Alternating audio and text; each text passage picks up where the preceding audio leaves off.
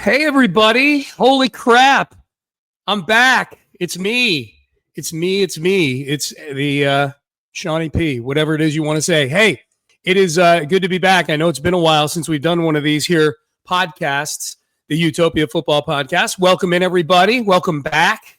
You know, it's been over a week, maybe nearly 2 weeks since I've done an episode.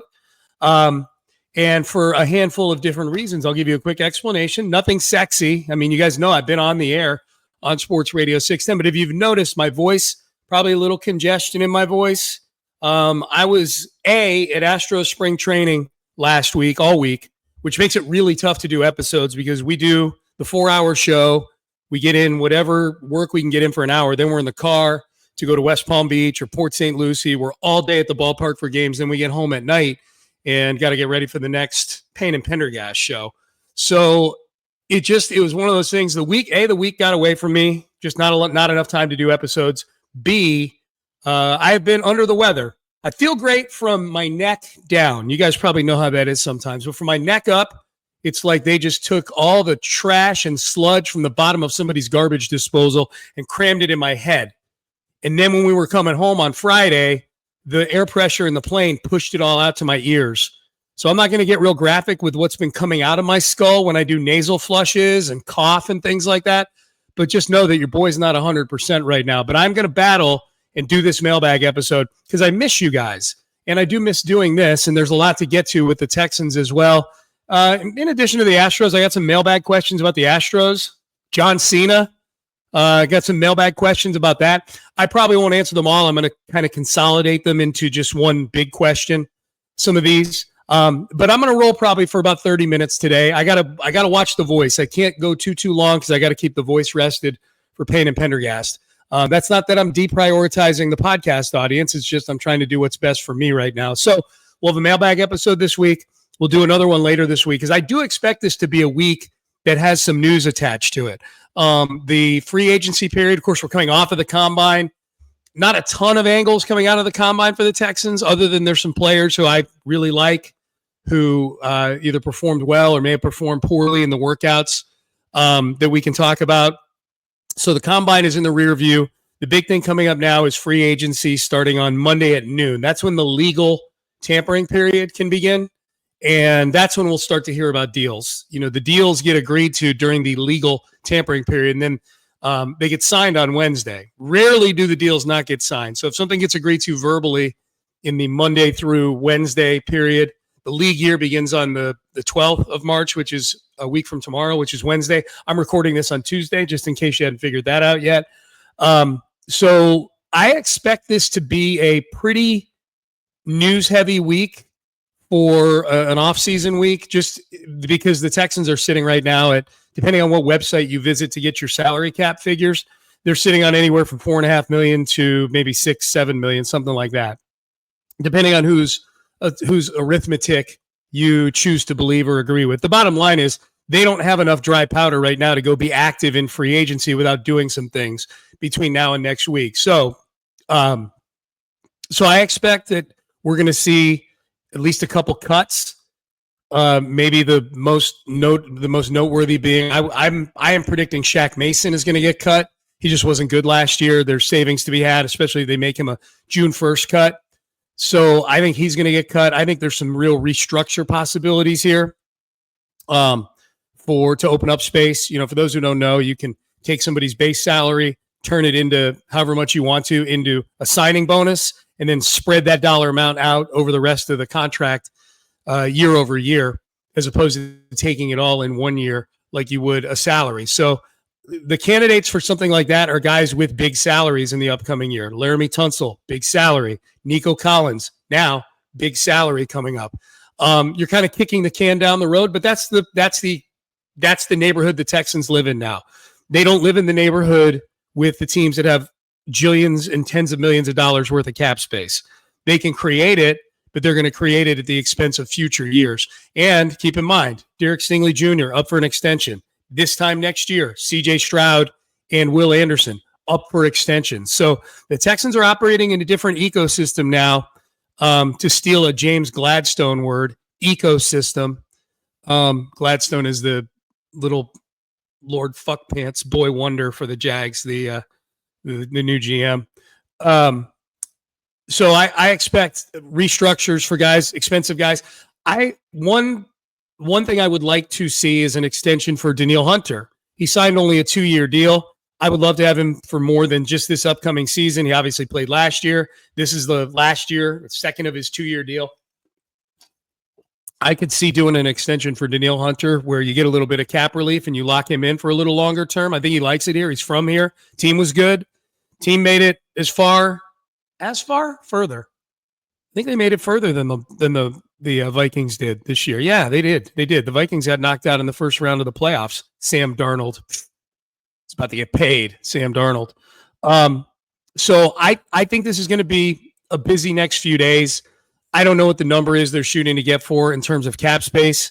I don't know if they have a number in mind. It's probably more so they have players in mind that they're targeting, and then and probably where they would go to on those players dollar-wise, and then they'll figure out how to open up the cap space. That's also what the first couple days of next week are for. You can verbally agree to deals, and then you got to figure out sometime between verbally agreeing and the league year starting how to open up the cap space.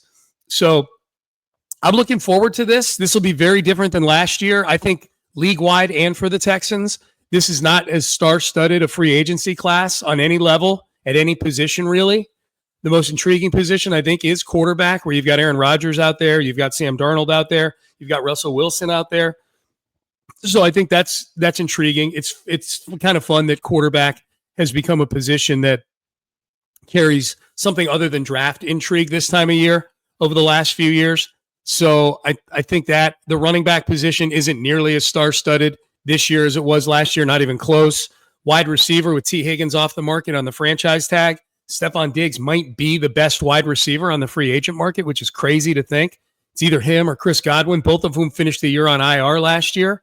So there's not a ton there to sift through at that upper tier of wide receiver. O-line will be the big one that I think Texans fans and the Texans themselves are looking at. Interior O-line. Given the choice, I would rather fill interior O-line needs through free agency and the other positions through the draft, but we'll see what Nick and D'Amico have in mind. So I'm going to do an episode on Thursday this week with the idea that there may be some news, including Sheldon Rankins has been released or is going to get released by the Cincinnati Bengals. He, of course, left the Texans after 2023 to sign with the Bengals. Texans wanted to bring him back. Bengals outbid them, and he went to Cincinnati and had viral meningitis for most of the year, so he didn't really do much. He's a cap casualty in Cincinnati. Word on the street that I've seen from both Aaron Wilson and Jonathan Alexander is that the Texans are looking to possibly bring Sheldon Rankins back, which is fine. Mario Edwards is a free agent. Foley Fatukasi is a free agent. I mean, Foley Fatukasi was basically this year's Sheldon Rankins, veteran guy you bring in on a 1-year deal, prove it kind of thing. Fatukasi was a cap casualty in Jacksonville. So Sheldon Rankins is a name to keep an eye on. I don't know if there's going to be many reunions when it comes to free agency this offseason. In fact, that might not be a bad topic for Payne and Pendergast, possible reunions. I've seen some people say, hey, Justin Reed, we could use a safety. Justin Reed's going to get paid. He got paid a couple years ago. He's going to get paid this time around. He's the number one safety out there on the market. And then DeAndre Hopkins, I'm not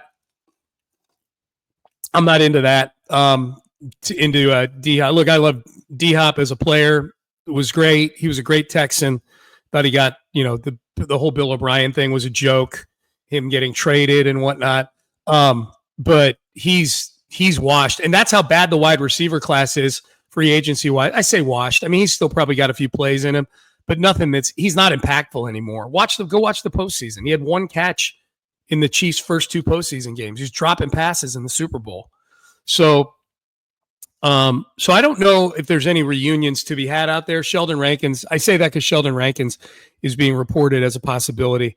Mike Tomman, the new president of the Houston Texans, was on with Seth and myself today on Payne and Pendergast. Mike replaces Greg Grissom, who had been with the team for over 20 years. He'd been the president since Jamie Roots, the late Jamie Roots, RIP, since he left the team back in 2021, I think it was.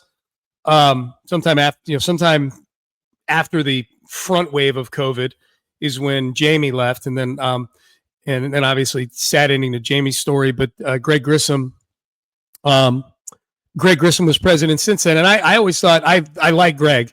I still like Greg. He was great to work with as president of the team.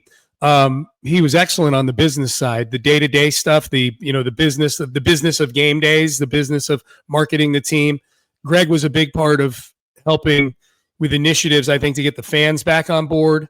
He's the only president I can think of where we saw an actual reduction in ticket prices on their watch. I don't ever remember the Texans reducing ticket prices like they did back when things were really bad. One of the more self-aware things that you've seen any NFL team do. Greg, that was on Greg's watch. Greg did a lot of good things. Greg took over the team at a time that it was really hard to take over the Houston Texans. Jack Easterby still in the building. The team was not good. The relationship with the fan base was completely broken. And Greg had a lot to do. And I think the McNairs have acknowledged that he's had a lot to do, did have a lot to do with getting the vibe back on track. I really like Mike Tomman from our meeting, Seth and our conversation with him this morning on Payne and Pendergast. He's got an incredibly impressive background in working with owners of teams on stadium initiatives, marketing initiatives. The company he had been working for the last decade or so, he was a C-level executive for them, was Legends. It worked with the Dallas Cowboys, several other NFL teams, Real Madrid, and essentially handled like a 360-degree view of all their marketing and stadium initiatives, ticketing, the fan experience. And if you listen to the conversation today, that is a huge focal point of what's going to take place over the next several years with trying to figure out what the proper stadium solution is for the Houston Texans. Mike Tomman said that he wants the stadium experience to begin for a Texan fan the second they leave their garage. That's when the game day experience begins. I took part of that to mean that the pregame show better be damn good, Sean. All right? He didn't say that, but I took it to mean that. It'll be good, Mike. Don't worry.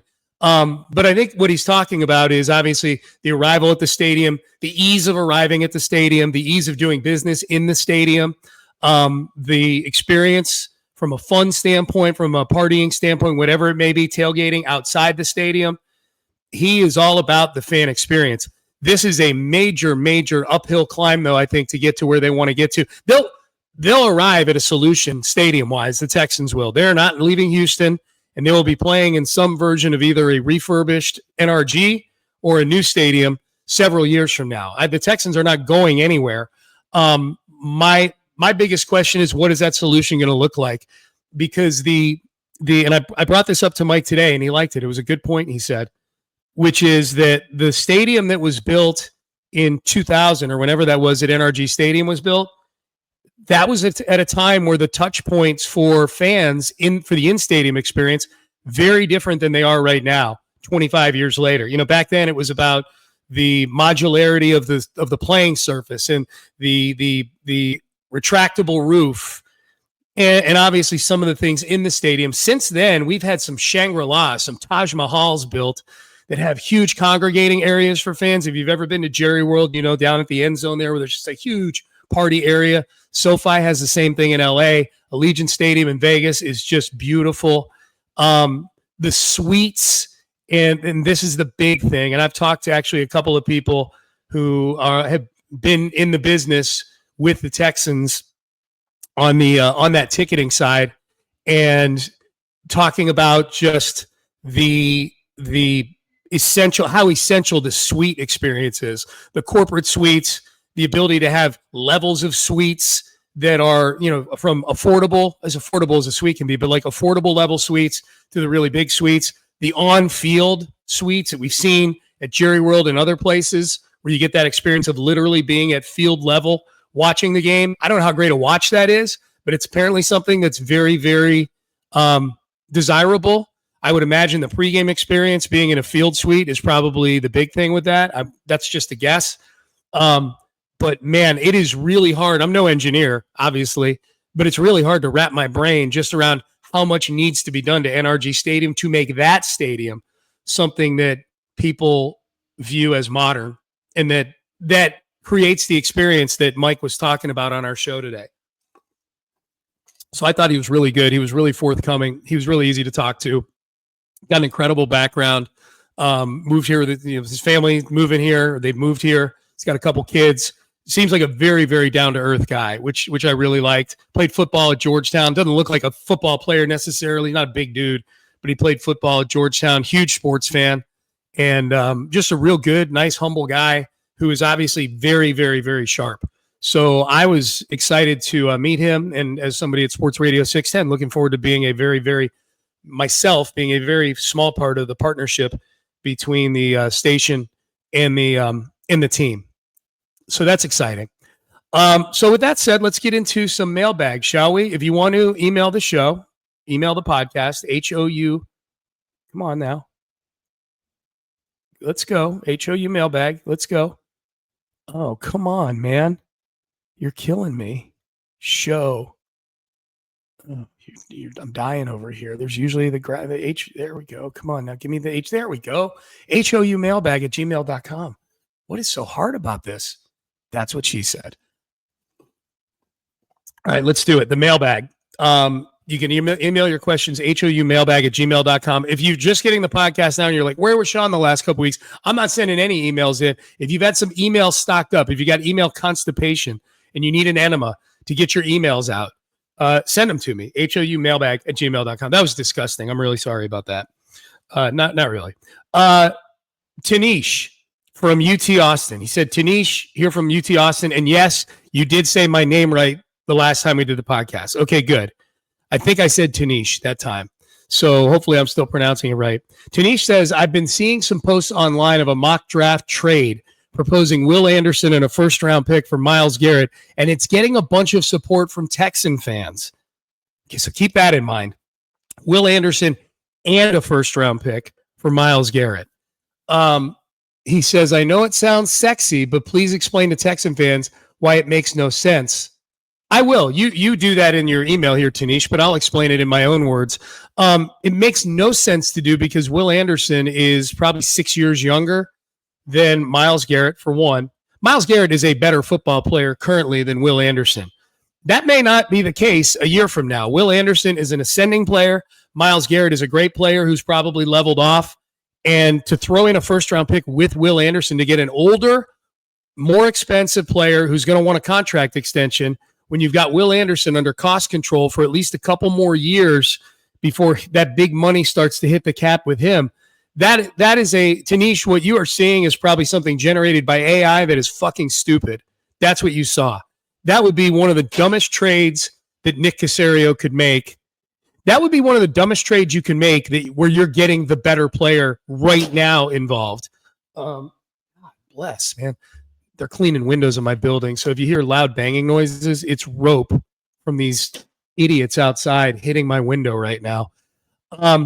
So yeah, that's not a trade you'd make because Garrett's going to want an extension. Now, Will Anderson's going to get an extension sometime soon as well. I would imagine if not after this coming season, then certainly after his fourth year before going into his fifth year option. The Texans want Will Anderson around for a long, long time. And you know, we're using Myles Garrett as the template here. Will Anderson is going nowhere. He is who DeMeco Ryans holds up as the example of what they want a Texan to be on the defensive side of the ball, and maybe overall. So Will Anderson, I've made no bones. He is my favorite Houston Texan right now. He's my favorite player. I don't know him all that well. He's been on the postgame show a few times. Couldn't be nicer. But just as a fan, he's my favorite player right now. All right. Tanish also says, rather than Myles Garrett, you guys hear that noise? Isn't that unbelievable? That's rope hitting my window right now. These fucking morons. All right. Just ignore the banging in the background. Tanish says, rather than Garrett, my ideal offseason would look like this. Cut Titus and Shaq. I think you're going to get one of those two. I don't think Titus is getting cut. I think Titus is getting moved to left guard. I think there's a good chance of that happening. Signing two guards, one elite, one veteran. And you use Trey Smith as the example. Tanish, I think you sent this before Trey Smith got the franchise tag.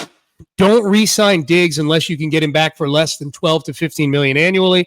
I agree with you on that. And then you got a lot of draft stuff here that is probably not super podcast friendly. Just a long list of things. Denise says, thanks again, Sean. Huge fan. Hope to see you at a game this year. As most of you know, I am very easy to find at games because you just come by the pregame show, man. Come by the pregame show and we'll chop it up.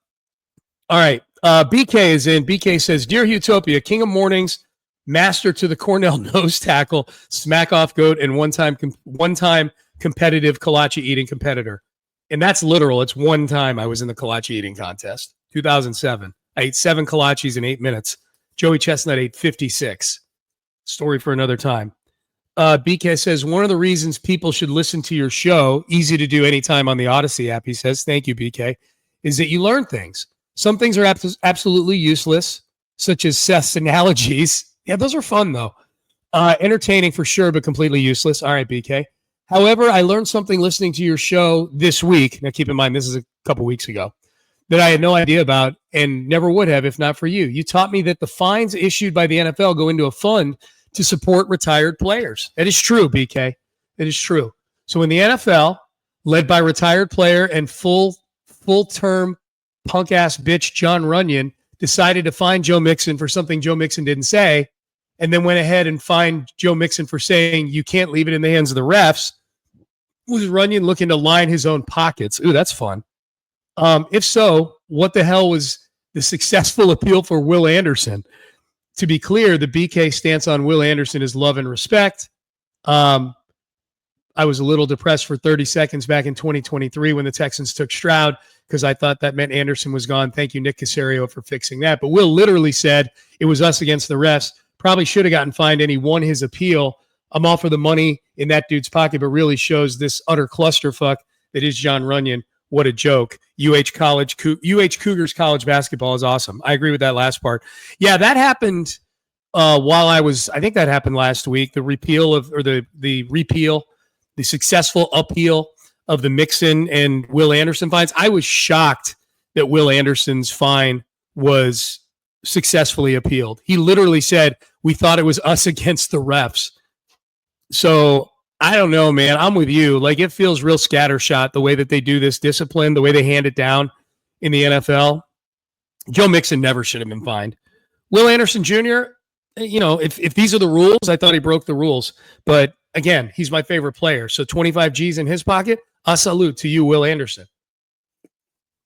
All right, BK. That's all you got is just fine repealing stuff in your email, BK? All right. And Coug basketball is awesome. You emailed this 2 weeks ago and it still applies. 2 weeks later, they're still awesome. They beat Kansas last night. All right, Joe Q is in. The regulars are out. 3 quick questions and 2 quick comments. 1, my recollection is that your Joe Espada stock price chart was pretty volatile last season. Can you recap to the best of your recollection how it oscillated between 1, fire Joe today, and 10, give him a 5-year extension right now?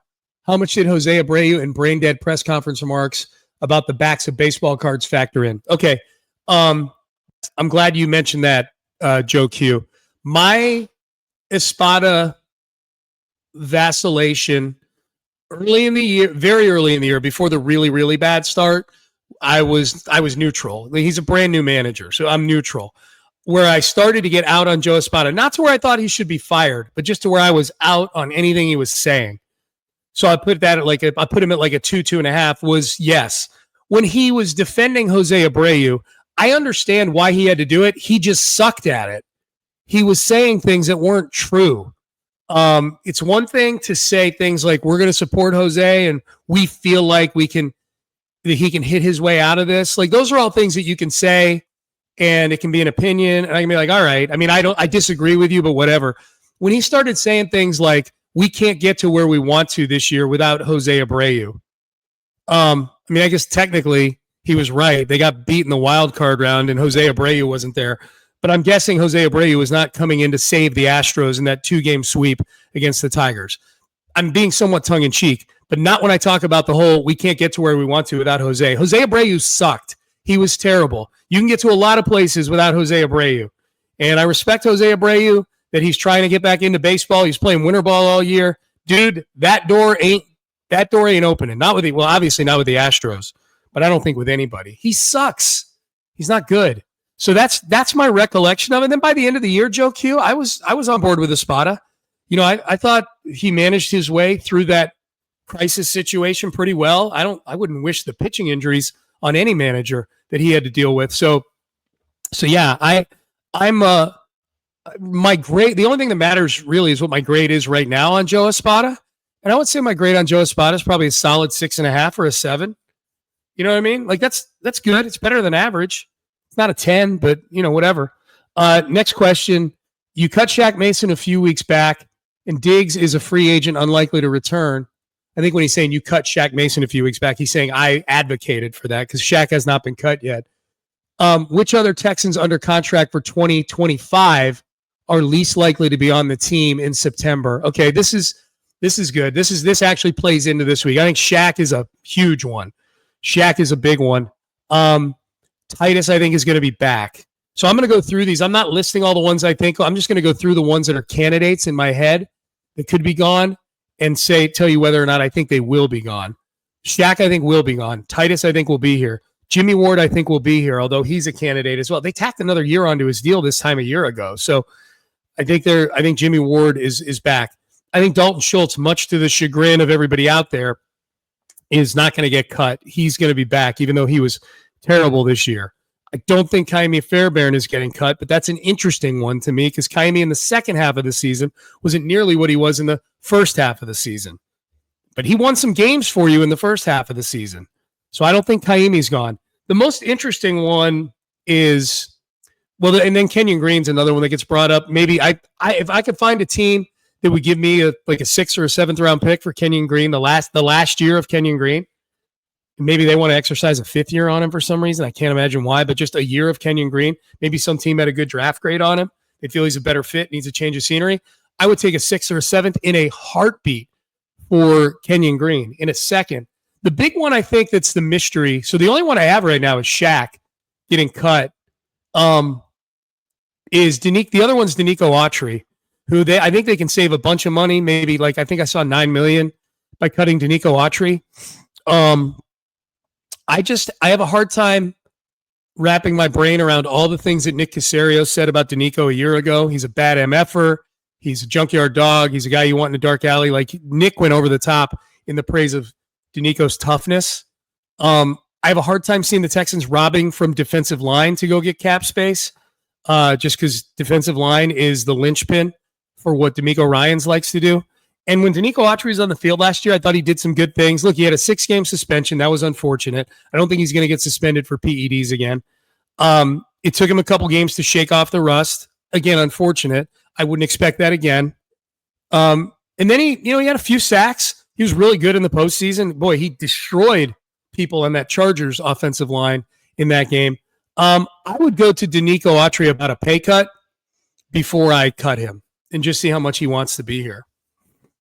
But that's about it. And then Joe Q says, do you think there's any possibility of a trade for Cooper Kupp that would make sense for both teams? I think the problem with a Cooper Kupp trade is the money, and the Rams are going to be motivated to want to get rid of him soon because he has a $7.5 million roster bonus that goes into effect pretty soon. I think maybe in the next week or two. So if they pay that, you're going to have to give up more to get Cooper Kupp.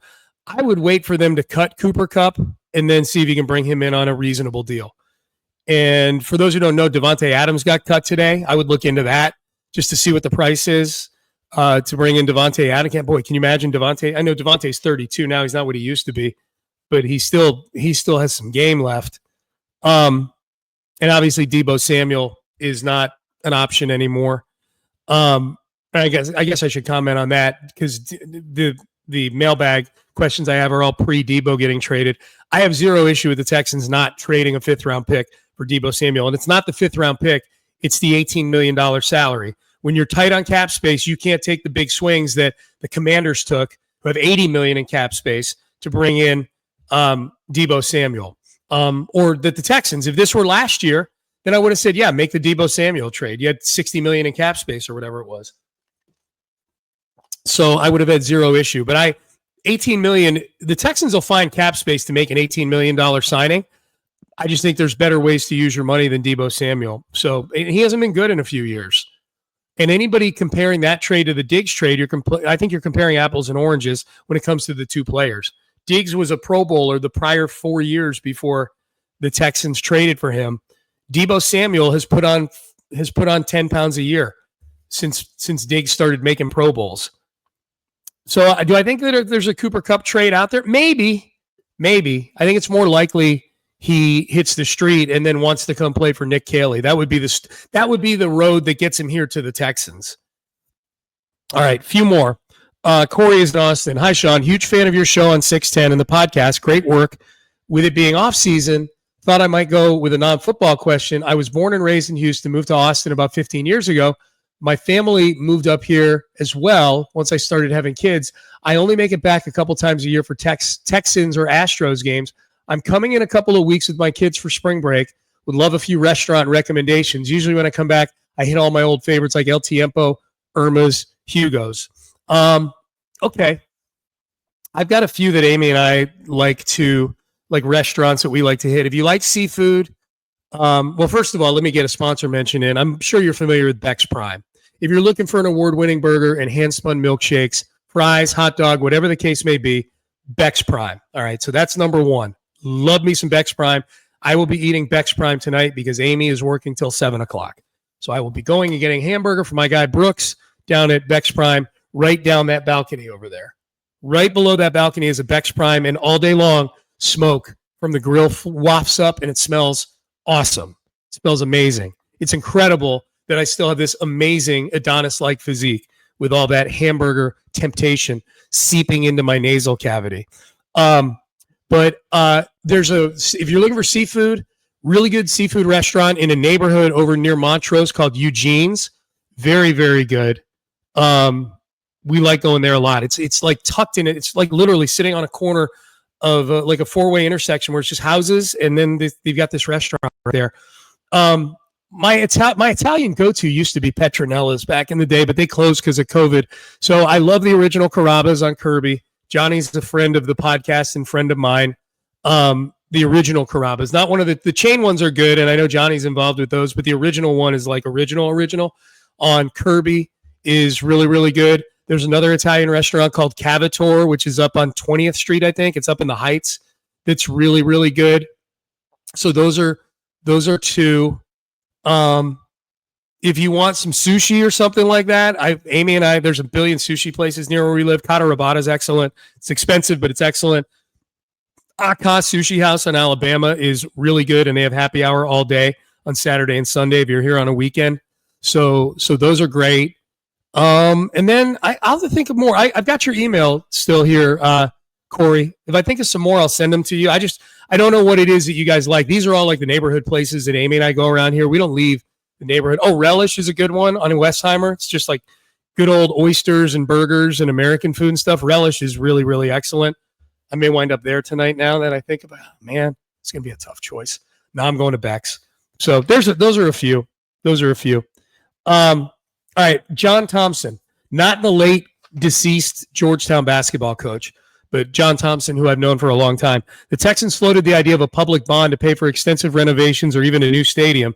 Even rumors of relocation have surfaced. How serious are the Texans about moving if the bond money is not approved? I think not serious at all. I talked about this earlier when I mentioned our interview with Mike Tomman. I don't think the Texans are going anywhere. I don't think the McNairs. I honestly feel like I don't want to put words in Cal and Hannah's mouth, especially Cal, because Bob is his direct blood relation dad. I don't think that the McNairs brought football back to Houston for it then to be transported somewhere else, right? The reason the Texans were brought back here, I mean, obviously it was a business venture. The McNairs wouldn't have gotten into something that was a money loser, but I feel Bob McNair was sincere back in the day when he said he did this for the city of Houston. And I think it's zero.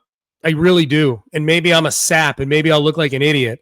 If that happens, it'll be years from now.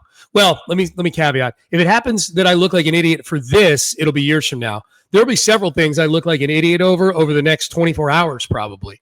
But yeah, John, and let me be clear too. When you say rumors of relocation have surfaced, and I'm not blaming you, John, but what I saw the Newsweek article that mentioned relocation, and it was citing other articles that never mentioned relocation.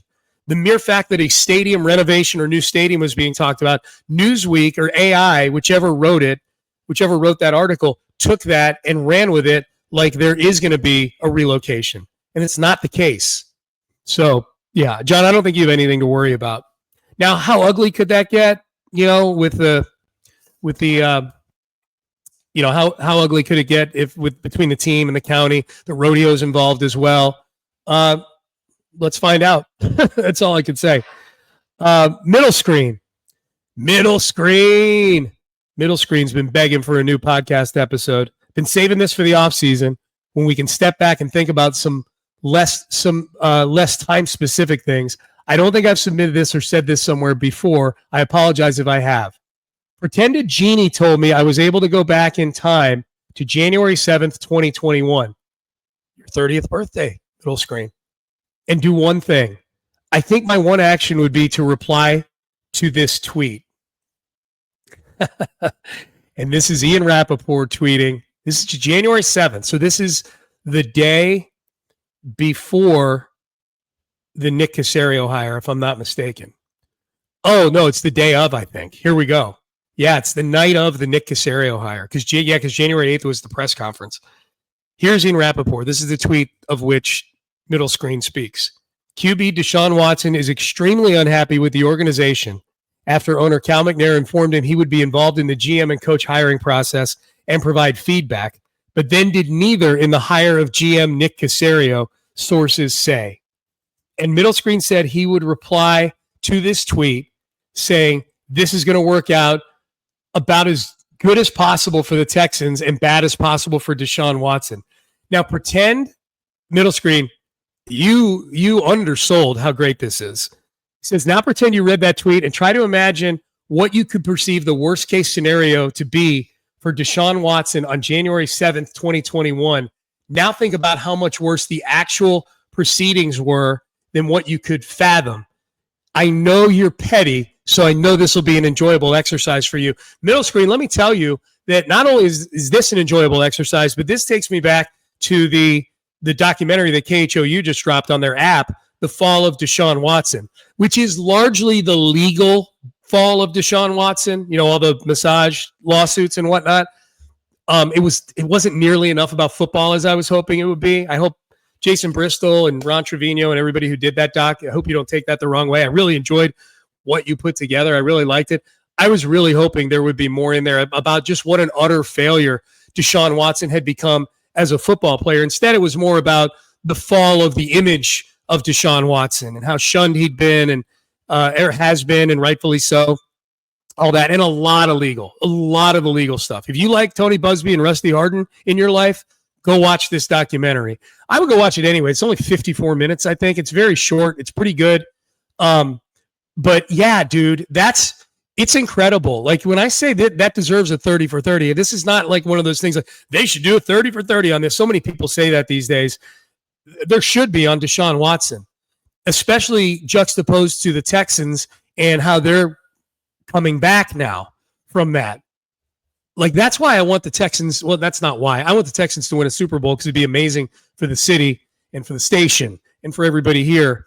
But the secondary reason is I think it would be an incredible storybook ending to two entities that were thought to be going the complete opposite directions they wound up. When Deshaun Watson got traded to Cleveland, I think most people expected that it was going to succeed, that they would at least win games. Maybe he's not going to put up the same numbers he did in Houston. Maybe he wouldn't need to because he's playing with a team that can run the ball. They're in cold weather. They're winning games. They're not having to throw the ball 50 times because they're down in the second half. So maybe the numbers are down, but the winning is up, and Deshaun reclaims his image that he had before the lawsuits started flying. But I think most people thought the Texans were going to be shit forever. Like they just, as long as the McNairs owned it and Jack Easterby was involved, this team is cursed and they're going to be terrible. And now it really, I don't think there's no genie that would have granted you this as a wish saying it was reasonable what's happened with both sides. other than Deshaun being independently wealthy, I don't know. He looks to have pretty expensive taste in what he does. So who knows where how much money he's got or whatever. I'm guessing he's doing fine. But purely from a football standpoint, that the Texans are now not only viewed as an ascending team with a better quarterback than Deshaun Watson was, and I think that. I think C.J. Stroud is a better quarterback than Deshaun Watson was at his peak for the Texans. I feel that, honestly.